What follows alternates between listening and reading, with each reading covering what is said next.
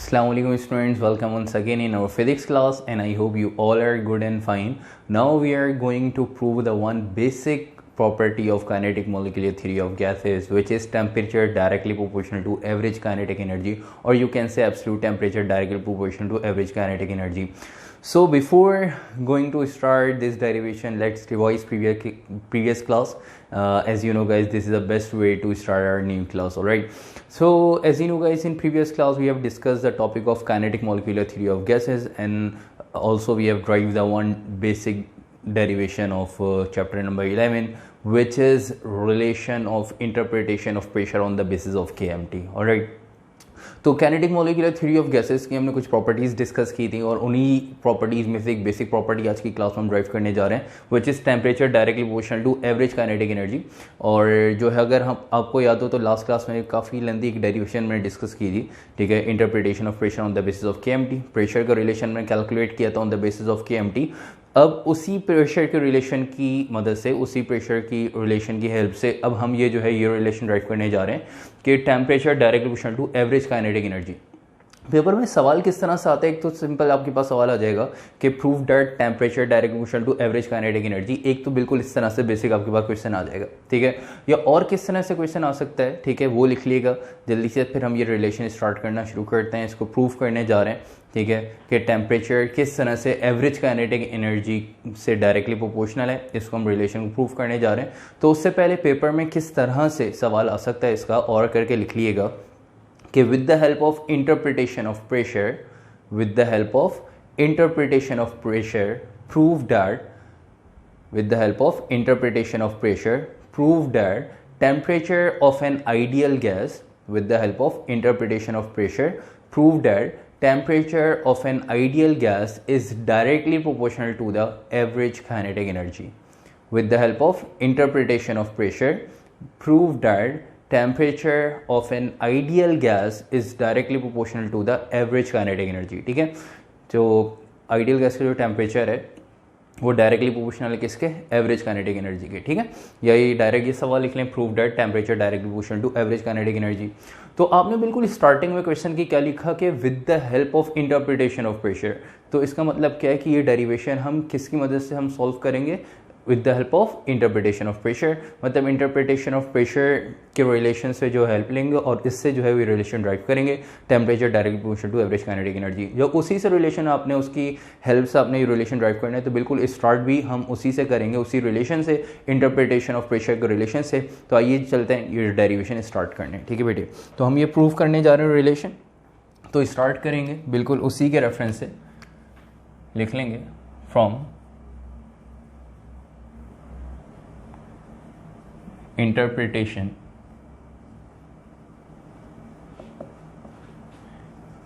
of pressure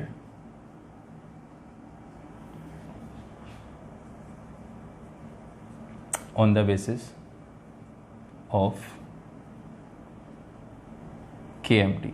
ठीक है भाई, from interpretation of pressure on the basis of KMT. इसका जो रिलेशन हमने पढ़ा वो रिलेशन क्या है, P equals to 1/3 rho v bar square. ठीक है बेटे, ये रिलेशन हमने पढ़ा, P is equal to 1/3 rho v bar square. इसी रिलेशन से जो है वो हम ये रिलेशन प्रूव करने जा रहे हैं, क्या कि टेम्परेचर और काइनेटिक एनर्जी एवरेज दोनों डायरेक्टली प्रोपोर्शनल है. तो इस रिलेशन से प्रूव करने जा रहे हैं. तो आपने रिलेशन लिख लिया, pressure equals to 1/3 rho v bar square. अगर आप लोगों को लास्ट क्लास आपने अटेंड किए तो आप लोगों को पता होगा कि ये रो बेसिकली क्या है, डेंसिटी. और डेंसिटी किसके बराबर है बेटे, डेंसिटी बराबर है mt अपॉन mt. आपके पास क्या है, टोटल मास, ठीक है, mt अपॉन v मतलब total volume.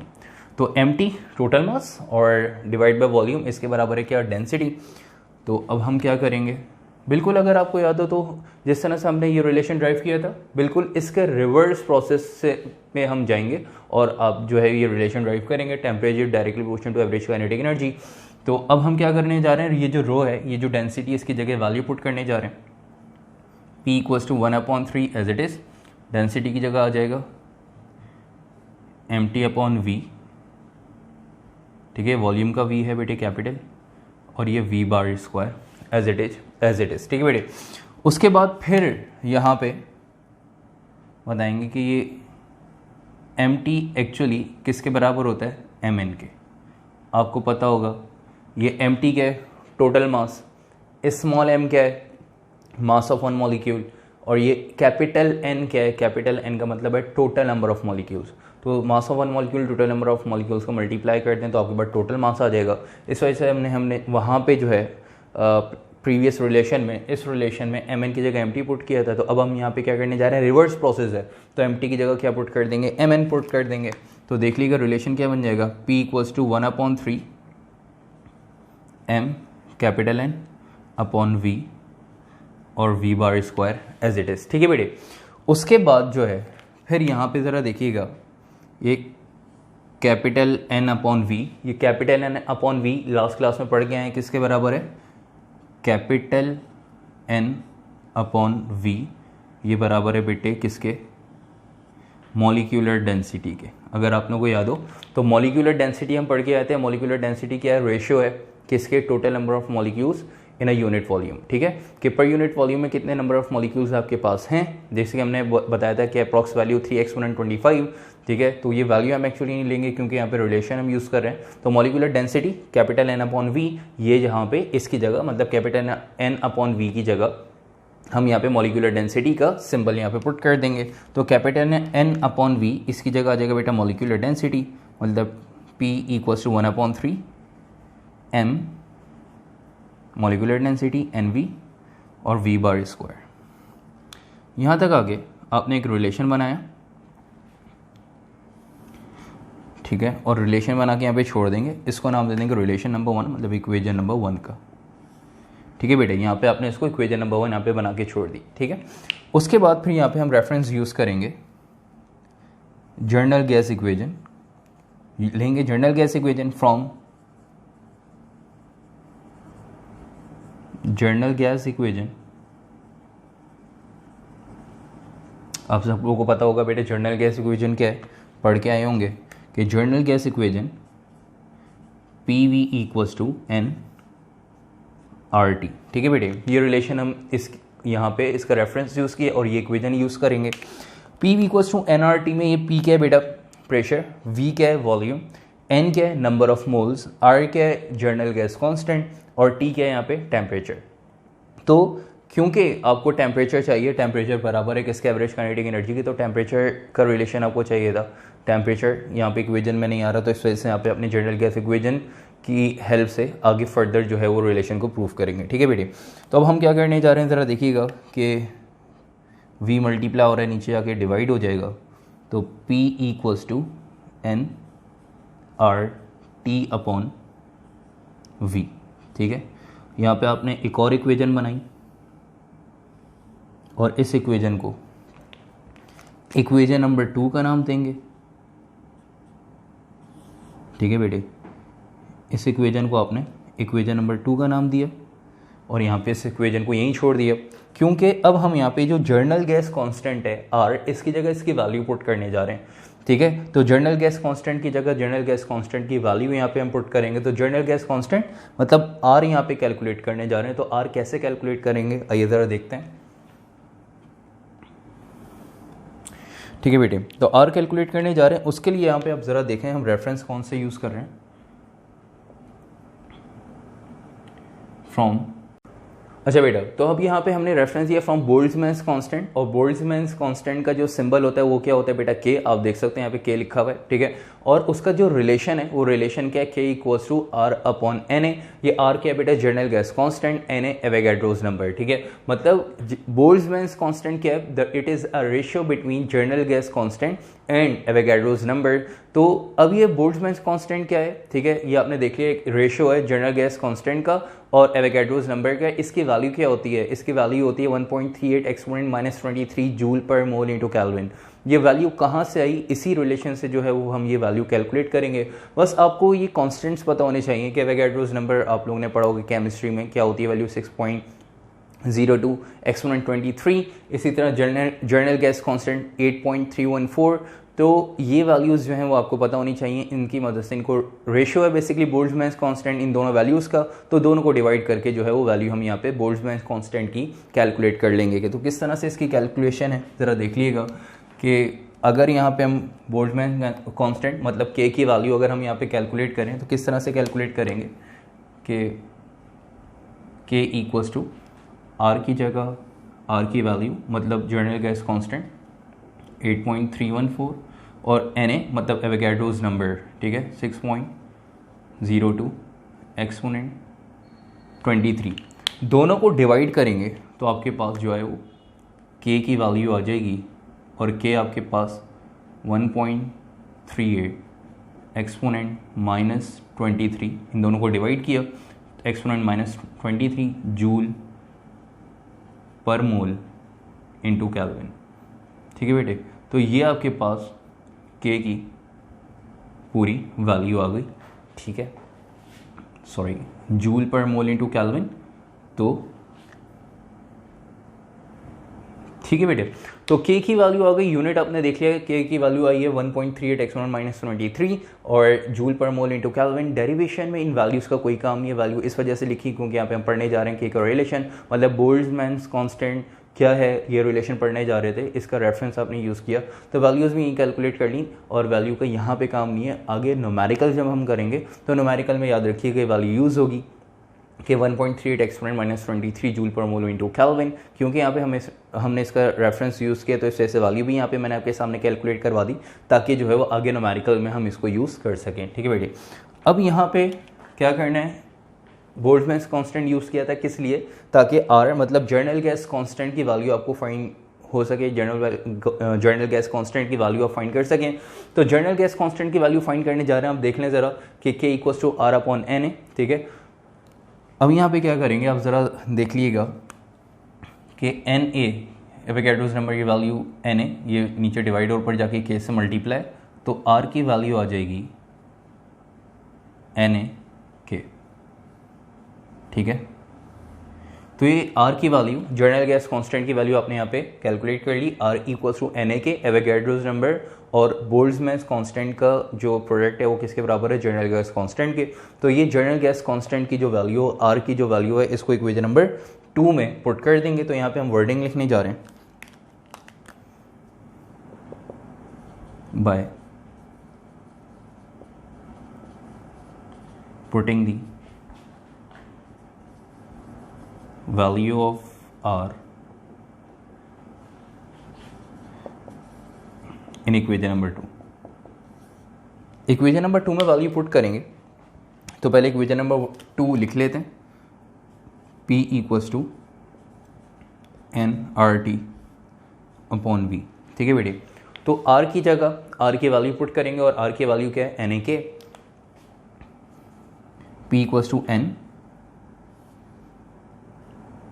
Temperature as it is, नीचे वॉल्यूम आ जाएगा, ठीक है बेटे, और आर की जगह आर की वैल्यू आ जाएगी, आर की वैल्यू क्या है बेटे, एन ए के, ठीक है। तो आपने देखा बस आर की जगह मैंने आर की वैल्यू यहाँ पे पुट की, ठीक है, n as it is number of moles, temperature as it is, volume as it is, but r जो है जर्नल गैस कांस्टेंट, इसकी जगह इसकी वैल्यू आपने पुट कर दी, एन ए के आ गया, ठीक है। अब ज़रा देखिएगा यहाँ पे कहते हैं कि n इंटू एन ए ये बराबर है कैपिटल N के, ठीक है, n इंटू एन ए ये बराबर है बेटा किसके, कैपिटल N के। तो n क्या है बेटा, स्मॉल n, ये स्मॉल n क्या है, नंबर ऑफ मोल्स, और ये एन ए क्या है, एवोगैड्रोस नंबर, ठीक है। ये आपके पास नंबर ऑफ मोल्स और ये एन ए क्या है,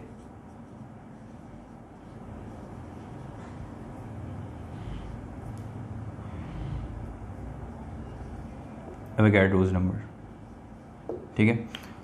और ये कैपिटल एन क्या है, कैपिटल एन क्या है बेटे, टोटल नंबर ऑफ मॉलिक्यूल्स, ठीक है, टोटल नंबर ऑफ मॉलिक्यूल्स। अच्छा बेटे, तो आपने देखा कि अगर हम स्मॉल एन को एवोगैड्रोस नंबर मतलब नंबर ऑफ मोल्स को एवोगैड्रोस नंबर से मल्टीप्लाई करा दें तो आपके पास टोटल नंबर ऑफ मॉलिक्यूल्स आ जाते हैं। ठीक है, कैपिटल एन पता है, बिल्कुल पढ़ के आए, कहाँ पढ़ के आए, प्रीवियस रिलेशन जो हमने ड्राइव किया था तो वहाँ पे हमने कैपिटल एन को नाम दिया था किसका, टोटल नंबर ऑफ मॉलिक्यूल्स का। ठीक है, तो क्या कि स्मॉल एन और एवोगैड्रोस नंबर ऑफ मोल्स और एवोगैड्रोस नंबर का जो प्रोडक्ट है वो किसके बराबर है, टोटल नंबर ऑफ मॉलिक्यूल्स। मतलब अगर आपको नंबर ऑफ मॉलिक्यूल्स अगर आपको पता लग जाए तो नंबर ऑफ मॉलिक्यूल्स को अगर आप एवोगैड्रोस नंबर से मल्टीप्लाई करा दें तो आपके पास टोटल नंबर ऑफ मॉलिक्यूल्स आ जाएंगे कि टोटल नंबर ऑफ मॉलिक्यूल्स जो है वो कंटेनर में कितने हैं। ठीक है बेटे, तो अब यहाँ पे आपने देखा कि भाई एन इंटू एन ए बराबर है कैपिटल एन के, तो इसकी जगह आप देख सकते हैं एन इंटू एन ए, इसकी जगह आ जाएगा बेटा कैपिटल एन। तो नेक्स्ट स्टेप में रिलेशन देखिएगा p equals to capital N k t upon v. ठीक है बेटे, तो आपने देखा एन इंटू एन ए की जगह आपने क्या पुट कर दिया, एन इंटू एन ए की जगह capital N k t upon v as it is. ठीक है, फिर यहाँ पे दोबारा आप देख सकते हैं कि capital N upon capital V मतलब कैपिटल एन के total number of molecules divide by total volume, तो total number of molecule divide by total volume पर यूनिट वॉल्यूम अगर आपको कैलकुलेट करना हो उसको क्या कहते हैं, पर यूनिट वॉल्यूम में कितने नंबर ऑफ मॉलिक्यूल्स हैं वो क्या कहलाते हैं बेटा आपके पास, मॉलिक्यूलर डेंसिटी। फिर इसका रेफरेंस यहाँ पे यूज़ करेंगे कि भाई capital N upon capital v बराबर है किसके, मॉलिक्यूलर डेंसिटी के। ठीक है, तो एन अपॉन वी की जगह फिर यहाँ पे हम एन वी पुट करेंगे और यहाँ पे फिर एक और प्रेशर का रिलेशन जो है वो ड्राइव कर लेंगे। देखिएगा बेटा नेक्स्ट स्टेप में, तो एन अपॉन वी की जगह capital N upon capital v की जगह क्या पुट करने जा रहे हैं, एन वी। तो रिलेशन क्या बन जाएगा कि P equals to n v. ठीक है, एन अपॉन वी की जगह आपने एन वी और के टी बेटा एज इट इज रहेगा, के टी एज इट इज। ठीक है, ये आपके पास एक इक्वेशन आ गई, इस इक्वेशन को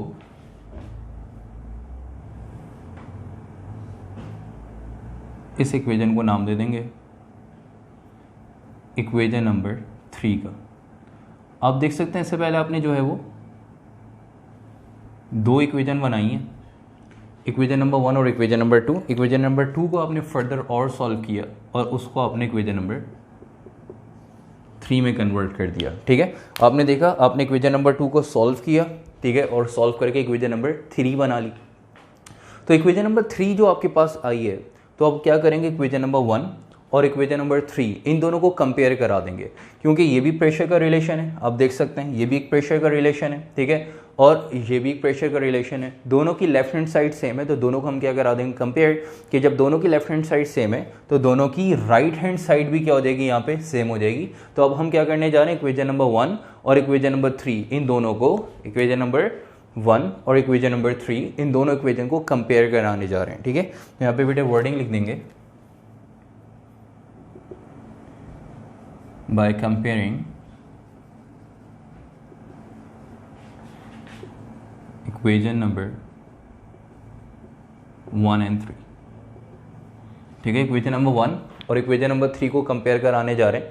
जब दोनों की लेफ्ट हैंड साइड सेम है तो दोनों की राइट हैंड साइड भी क्या हो जाएगी बेटा, सेम हो जाएगी, मतलब इक्वल हो जाएगी। दोनों की right hand side 1/3 m n v v bar square और एन वी के टी। ठीक है बेटे, तो आप देख सकते हैं जब दोनों की लेफ्ट हैंड साइड सेम है तो दोनों की राइट हैंड साइड भी जो है वो एक दूसरे के इक्वल हो जाएंगी, बराबर है एन वी के टी। ठीक है बेटा, आपने देखा कि इसकी right hand side 1/3 m n v v bar square, ठीक है, किसकी, एन वी के टी इस इक्वेशन नंबर 3 की राइट हैंड साइड के इक्वल हो गई। अब आप देख सकते हैं यहाँ पे एन वी मॉलिक्यूलर डेंसिटी दोनों साइड पे सेम है तो एन वी से एन वी क्या हो जाएगा बेटा, कैंसिल। उसके बाद 3 जो है वो नीचे डिवाइड हो रहा है, 3 नीचे डिवाइड हो रहा है, दूसरी तरफ जाके क्या हो जाएगा, यहाँ पे मल्टीप्लाई हो जाएगा। तो देखिएगा नेक्स्ट स्टेप में यहाँ पे बन जाएगा, क्या बचेगा, सिर्फ एम वी बार स्क्वायर और 3 डिवाइड हो रहा था उधर जाके दूसरी तरफ जाके मल्टीप्लाई हो गया तो 3 KT। आप देख सकते हैं इक्वेशन क्या बन गई आपके पास कि एन वी कैंसिल हो गया दोनों साइड पे, यहाँ पे बचा था 1/3 एम वी बार स्क्वायर, तो मैंने सिर्फ वी बार एम और वी बार स्क्वायर रहने दिया, 3 नीचे डिवाइड हो रहा था, दूसरी तरफ जाके क्या हो गया मल्टीप्लाई। तो जब 3 दूसरी तरफ गया तो दूसरी तरफ राइट साइड पे क्या बचा था बेटा, सिर्फ के टी, तो 3 के टी से मल्टीप्लाई होकर क्या बन गया 3 के टी। अब यहाँ पे क्या करेंगे, इस इक्वेजन को हम मल्टीप्लाई करा देंगे बोथ साइड, ठीक है, हाफ से, मतलब 1/2 से, क्योंकि रिलेशन अब क्या बनाने जा रहे हैं, टेम्परेचर को किसके मतलब किस टेम्परेचर के साथ किसका रिलेशन, टेम्परेचर और एवरेज काइनेटिक एनर्जी का रिलेशन आप फाइंड करने जा रहे हैं, दोनों डायरेक्टली प्रोपोर्शनल हैं। तो एवरेज काइनेटिक एनर्जी फाइंड करने के लिए हम यहाँ पे क्या करने जा रहे हैं, बोथ साइड जो है वो हाफ से मल्टीप्लाई करने जा रहे हैं। तो ज़रा देखिएगा नेक्स्ट स्टेप, मल्टीप्लाइंग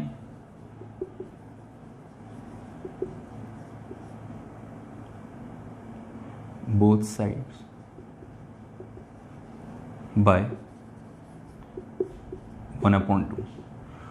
तो दोनों साइड्स को अब 1/2 से मल्टीप्लाई कर रहे हैं, ठीक है। तो आपने पहले इक्वेशन लिखी m v bar square equals to 3 के टी। तो दोनों साइड्स को आप क्या कर रहे हैं, हाफ से आपने दोनों साइड्स को क्या कर दिया, मल्टीप्लाई करा दिया, ठीक है। इसको भी 1/2 से, साइड को भी, इस साइड को भी 1/2 से मल्टीप्लाई कराया। तो मल्टीप्लाई जब कराएंगे तो इक्वेशन क्या बनेगी, ज़रा देखिएगा, half m v bar square, इनको मल्टीप्लाई कराएं तो 3 के टी अपॉन 2, ठीक है। क्या बन गया बेटा, 3 के टी अपॉन 2, 1 को 3 के टी से मल्टीप्लाई किया 3 के टी, और नीचे डिनोमिनेटर में 2 एज इट इज़, ठीक है। नेक्स्ट स्टेप में देखिएगा क्या कर रहे हैं कि आपको क्या करना है, टेम्परेचर को एक साइड पे रखना है, ठीक है। टेम्परेचर को एक साइड पे लेके आना है, टेम्परेचर को एक साइड पे रखना है, तो इसका मतलब टेम्परेचर को यहीं रहने देंगे, बाकी जो वैल्यूज़ है उसको दूसरी तरफ शिफ्ट करा देंगे। मतलब 2 नीचे डिवाइड हो रहा है, दूसरी तरफ आके मल्टीप्लाई हो जाएगा, और 3 के यहाँ पे मल्टीप्लाई हो रहा है, नीचे आके क्या हो जाएगा, डिवाइड हो जाएगा। नेक्स्ट स्टेप देखिएगा, और उसके बाद मैं रिलेशन को पलट के भी लिख रहा हूँ, ठीक है। तो नेक्स्ट स्टेप में टेम्परेचर बराबर है 2/3 के half m v bar square, ठीक है बेटा। ये स्टेप ज़रा देखिएगा कि 2 नीचे डिवाइड हो रहा था, दूसरी तरफ आके मल्टीप्लाई हो गया, 3 के क्या हो रहा है, मल्टीप्लाई, नीचे आके डिवाइड हो गया, तो 2/3 के, और यहाँ पे क्या बचा था, क्या पहले से वैल्यू होती half m v bar square, तो बेटे half m v bar square as it is आ गया, ठीक है। अच्छा, ये जो रिलेशन आया है, ठीक है, ये जो आपने रिलेशन बनाया है, ये आगे जाके न्यूमेरिकल में यूज़ होगा। ये एक्चुअली डेरिवेशन का कोई इसमें कोई आगे फर्दर काम नहीं है, मतलब ये आपके पास यहाँ पे डेरिवेशन कंप्लीट नहीं हुई है, ये वो रिलेशन अब आपके पास आ गया है जो कि हम आगे न्यूमेरिकल में यूज़ करेंगे, ठीक है। तो इस वजह से इसको यहाँ पे मैं बॉक्स में क्लोज कर देता हूँ, ताकि आप लोगों को पता चले कि ये स्टेप जो है वो एक्चुअली एक फार्मूला है टेम्परेचर का, कि टेम्परेचर बराबर है 2/3 के half m v bar square. ये के क्या है आपके पास, 1.38 बोल्ट्जमैन्स कांस्टेंट, 1.38 एक्सपोनेंट -23, ठीक है। ये मास है m, ठीक है, जो जिसका भी आपको टेम्परेचर कैलकुलेट करना होगा उसके लिए मास यूज़ करेंगे उसका, और ये आपके पास जो है वो v bar square average velocity. अब आप यहाँ पे देख सकते हैं कि ये half m v bar square, अगर हम सिंपल काइनेटिक एनर्जी बात करें तो काइनेटिक एनर्जी का जो फॉर्मूला होता है half m v square, half m v square. लेकिन अगर हाफ एम वी बार आ जाए, मतलब वी बार मतलब एवरेज वेलोसिटी, तो एवरेज वेलोसिटी का स्क्वायर हो जाए तो बेटा वो सिंपल काइनेटिक एनर्जी किस में कन्वर्ट हो जाती है, एवरेज काइनेटिक एनर्जी में, ठीक है। तो देखिएगा कि काइनेटिक एनर्जी बराबर होती है किसके, हाफ एम वी स्क्वायर के। काइनेटिक एनर्जी किसके बराबर होती है, हाफ एम वी स्क्वायर के। लेकिन अगर उसकी वो ये बनाते हैं कि half m v bar square बना दें, मतलब सिर्फ वेलोसिटी को आपने सिंपल वेलोसिटी को एवरेज वेलोसिटी में कन्वर्ट कर दिया, तो जो काइनेटिक एनर्जी होगी ये किस में कन्वर्ट हो जाएगी, ये भी एवरेज काइनेटिक एनर्जी में कन्वर्ट हो जाएगी। तो इसका मतलब ये हुआ कि एवरेज काइनेटिक एनर्जी किसके बराबर है, half m v bar square के, या half m v bar square किसके बराबर है, एवरेज काइनेटिक एनर्जी के, ठीक है। तो इसका मतलब ये हुआ कि half m v bar square की जगह आप काइनेटिक एनर्जी एवरेज जो है वो यूज़ करेंगे, ठीक है बेटे। तो आगे चलते हैं, नेक्स्ट स्टेप देखिएगा।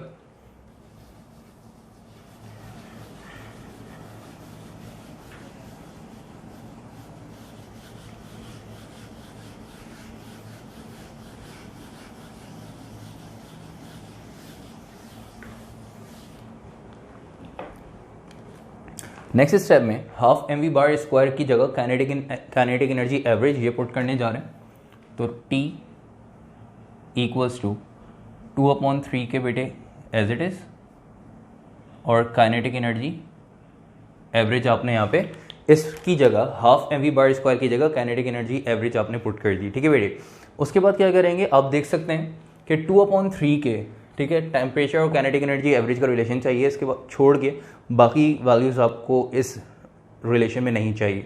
तो बाकी वैल्यूज़ है क्या, टेम्परेचर और काइनेटिक एनर्जी एवरेज के अलावा बाकी वैल्यूज़ क्या हैं, 2/3 के। तो 2/3 तो कांस्टेंट है, ठीक है, कांस्टेंट वैल्यूज़ हैं। के क्या है, के इज़ ऑल्सो अ बोल्ट्जमैन्स कांस्टेंट, ठीक है बेटा।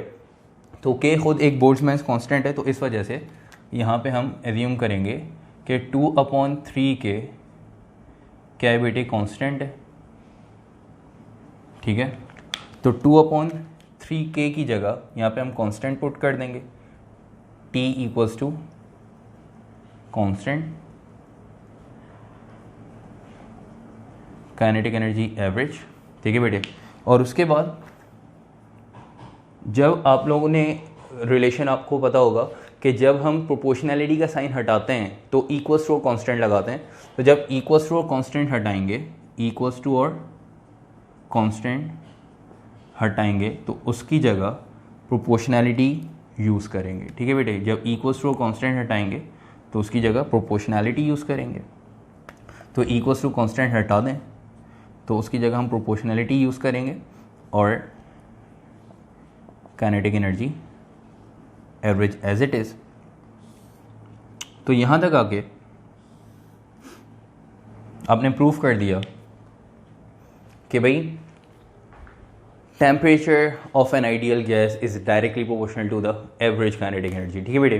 तो किस तरह से आपने रिलेशन प्रूफ किया आप देख सकते हैं, ठीक है। यहाँ से मैंने कोई डेरिवेशन रिमूव करके पार्ट यहाँ पे सॉल्व किया है कि आपने क्या किया था, फ्रॉम स्टार्ट कहाँ से किया था, from interpretation operation on the basis of KMT, मतलब P is equal to 1/3 rho v bar square. इस रिलेशन से आपने डेरिवेशन स्टार्ट की और उसको जो है फिर आपने रिवर्स प्रोसेस में सॉल्व किया और पहले एक इक्वेशन बनाई, उसको फिर जनरल गैस इक्वेशन यूज़ की, इससे आपने जो है वो इक्वेशन नंबर 3 आपने बनाई, ठीक है। और फिर इक्वेशन नंबर 1 और इक्वेशन नंबर 3, मतलब जो इंटरप्रिटेशन ऑफ प्रेशर की जो इक्वेशन थी और इक्वेशन नंबर 3, इन दोनों को कंपेयर किया, कंपेयर करा के एक रिलेशन बनाया, फिर दोनों साइड उनको जो है 1/2 से मल्टीप्लाई करा के आपने यहाँ पे डायरेक्ट रिलेशन जो है वो ड्राइव कर लिया, temperature direct proportional to average kinetic energy.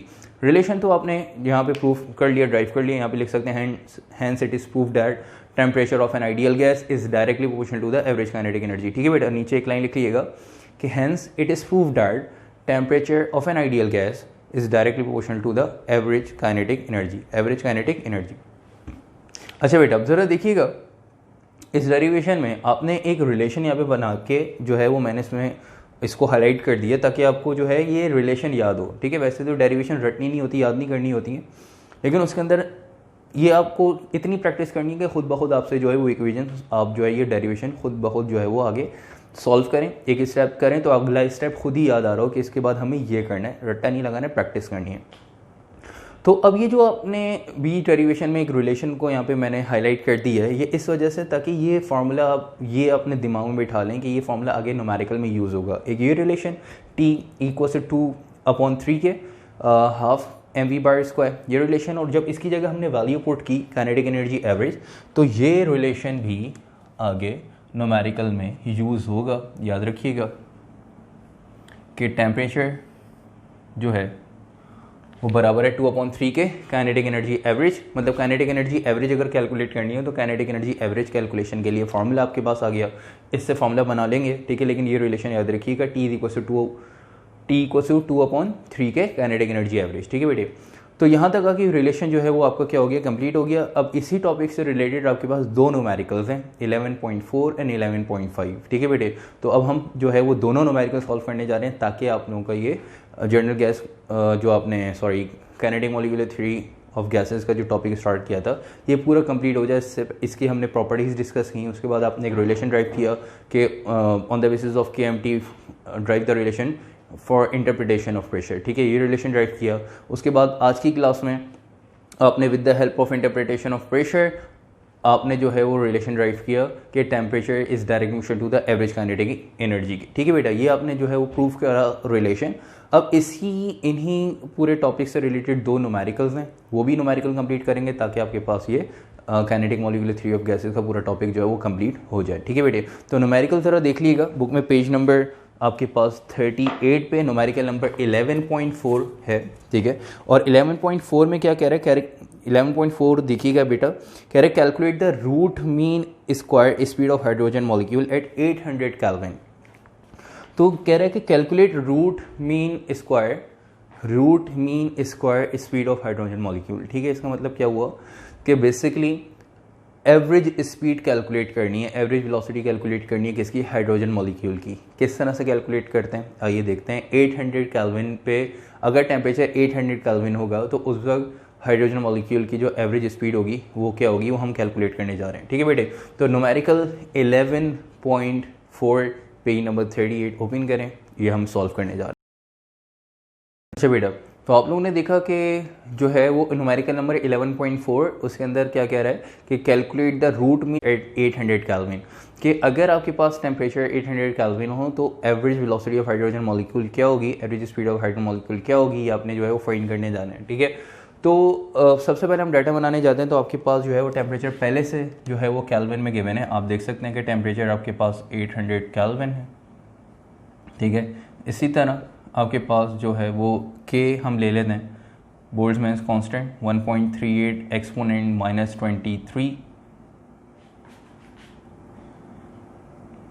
-23 joule पर मोल इनटू केल्विन, ठीक है।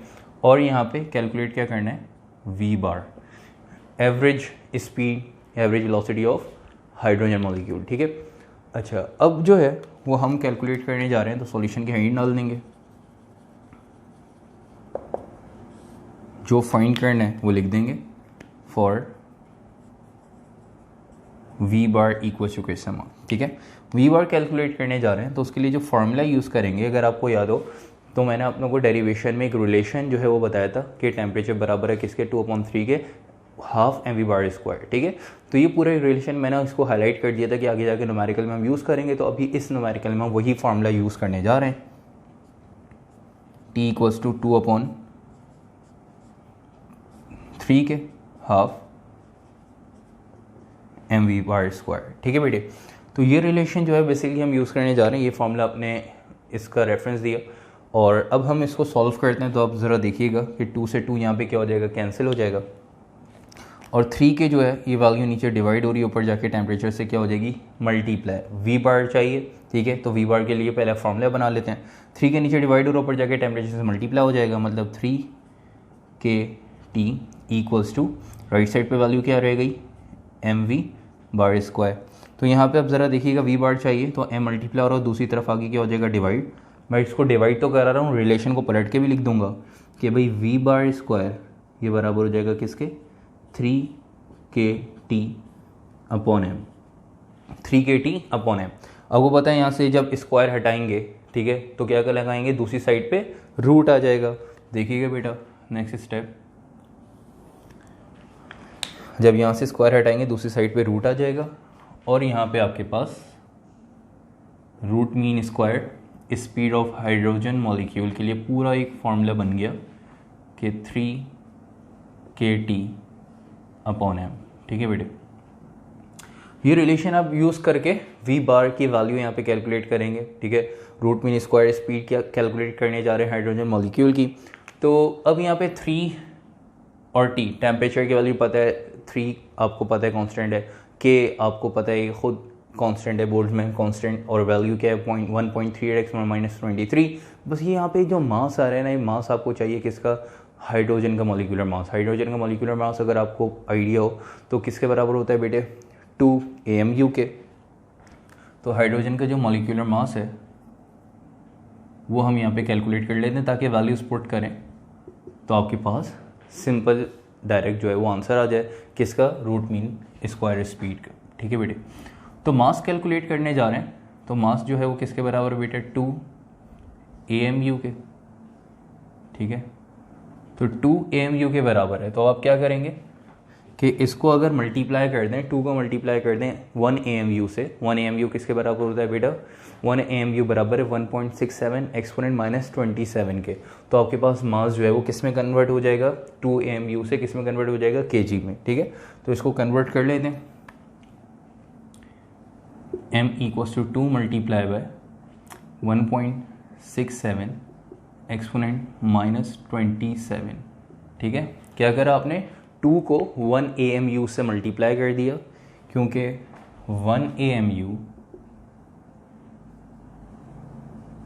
किसके बराबर है? 1.67 एक्सपोनेंट माइनस 27 kg के। ठीक है, तो अब क्या करेंगे कि 1.67 माइनस 27 जो है माइनस एक्सपोनेंट 27, इसको जब 2 से मल्टीप्लाई करेंगे तो आंसर आपके पास किस में आ जाएगा? kg में आ जाएगा। ठीक है, जब इन दोनों को मल्टीप्लाई करेंगे तो 3.34 एक्सपोनेंट माइनस 27 kg। ये फाइनल मास आपने कैलकुलेट कर लिया, बस फॉर्मूले में वैल्यूज पुट करनी है, सॉल्व करना, आंसर आ जाएगा। मास एक दफ़ा चेक कर लिएगा कि 2 को 1.67 से मल्टीप्लाई करेंगे, जो आंसर आ रहा होगा यहाँ पे लिख देंगे। ठीक है, चेक कर लीजिएगा, ये आ रहा होगा 3.34 एक्सपोनेंट माइनस 27 kg। ठीक है, बस अब वैल्यूज पुट करते हैं, सॉल्व करते हैं और यहाँ पे average velocity, average speed calculate कर लेते हैं। ठीक है बेटी, देख लीजिएगा।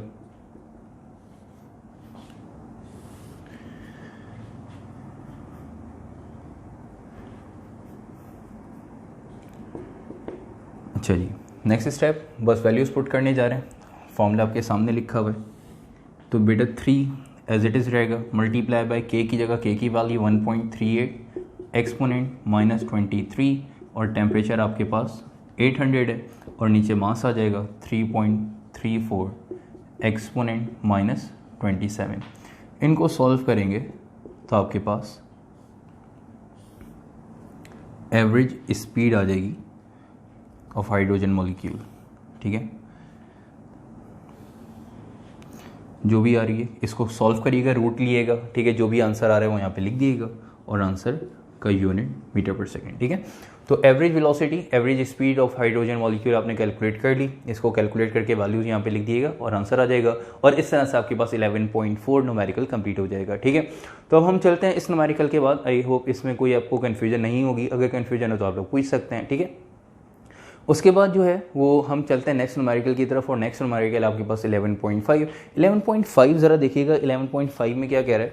11.5 में कह रहा है कि determine the average value of kinetic energy, ठीक है, of the particles of an ideal gas at 0 degree centigrade and at 50 degree centigrade. ठीक है, तो कह रहा है कि average value of kinetic energy, मतलब एवरेज काइनेटिक एनर्जी कैलकुलेट करनी है आइडियल गैस की 0 डिग्री सेंटीग्रेड और 50 डिग्री सेंटीग्रेड पे। ठीक है, और फिर वो पार्ट बी में, पार्ट ए में ही कह रहा था, पार्ट बी में क्या कह रहा है वो ज़रा देखिएगा। पार्ट बी में कह रहा है कि what is the kinetic energy per mole of an ideal gas at this temperature. जो 0 डिग्री और 50 डिग्री के दो टेम्परेचर है, इनकी जो आपने एवरेज काइनेटिक एनर्जी कैलकुलेट करनी है पार्ट ए में, और पार्ट बी में क्या कैलकुलेट करना है? पार्ट बी में काइनेटिक एनर्जी कैलकुलेट करनी है पर मोल, के पर मोल काइनेटिक एनर्जी क्या होगी 0 डिग्री सेंटीग्रेड और 50 डिग्री सेंटीग्रेड। तो सिंपल क्या करना होता है, जो एवरेज काइनेटिक एनर्जी आप कैलकुलेट करते हैं उसको अगर हम एवोगैड्रोस नंबर से मल्टीप्लाई कर दें तो आपके पास जो है वो काइनेटिक एनर्जी पर मोल आ जाती है। ठीक है, तो 0 डिग्री और 50 डिग्री पे काम करना है, तो 2 दफ़ा न्यूमेरिकल सॉल्व होगा। तो 0 डिग्री सेंटीग्रेड पे कैलकुलेशन मैं करवा रहा हूँ, 50 डिग्री पे आप लोग करेंगे। तो मतलब 0 डिग्री पे जो मैं जिस तरह से पूरा न्यूमेरिकल सॉल्व करवाऊंगा, बिल्कुल इसी तरह से आपने 50 डिग्री पे सॉल्व करना होगा। ठीक है, आइए चलते हैं न्यूमेरिकल 11.5 सॉल्व करने।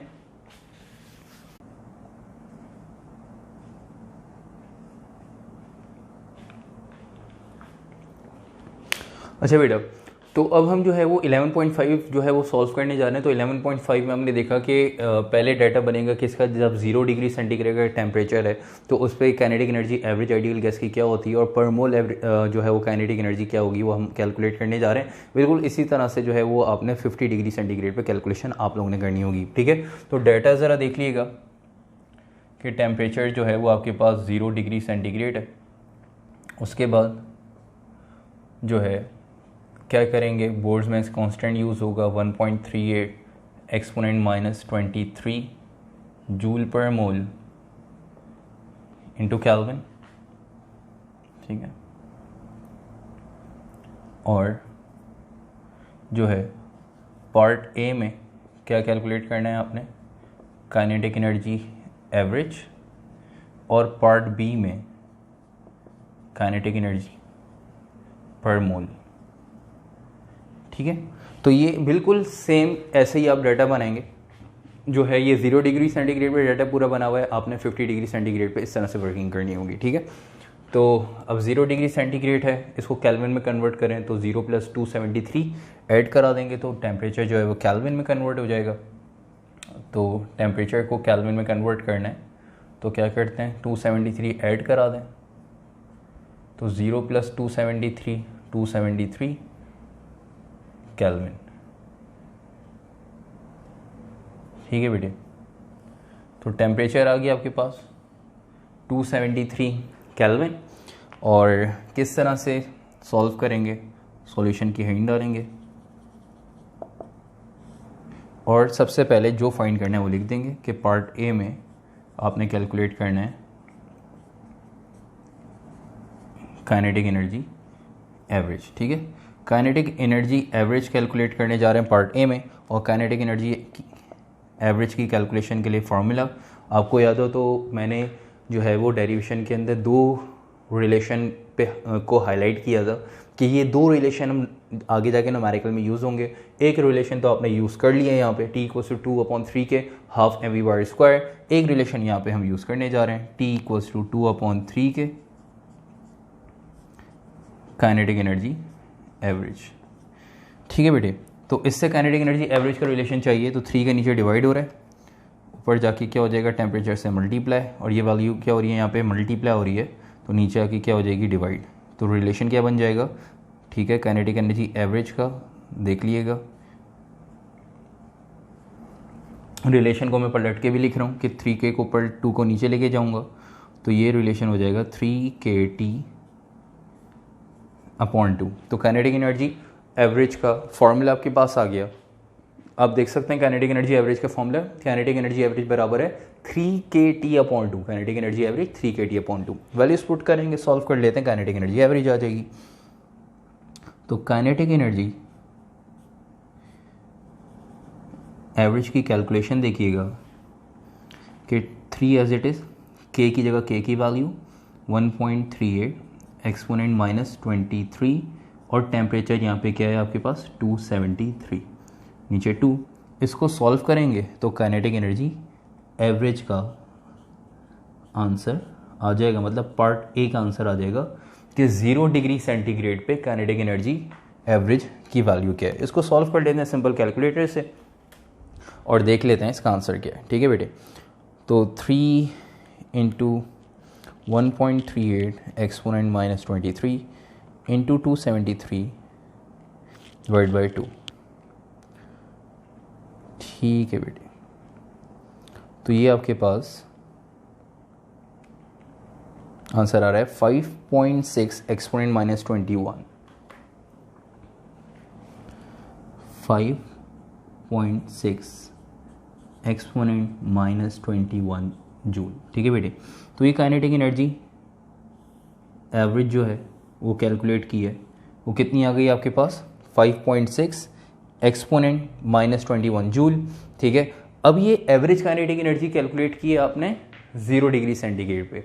एवरेज काइनेटिक एनर्जी कैलकुलेट करनी थी, और क्या कैलकुलेट करना है बेटे, काइनेटिक एनर्जी पर मोल। काइनेटिक एनर्जी पर मोल कैलकुलेट करने के लिए हम क्या करते हैं कि एवरेज काइनेटिक एनर्जी को अगर हम एवोगाड्रोस नंबर से मल्टीप्लाई कर दें तो आपके पास किसका आंसर आ जाता है, काइनेटिक एनर्जी पर मोल का, ठीक है। तो उसकी कैलकुलेशन देखिएगा।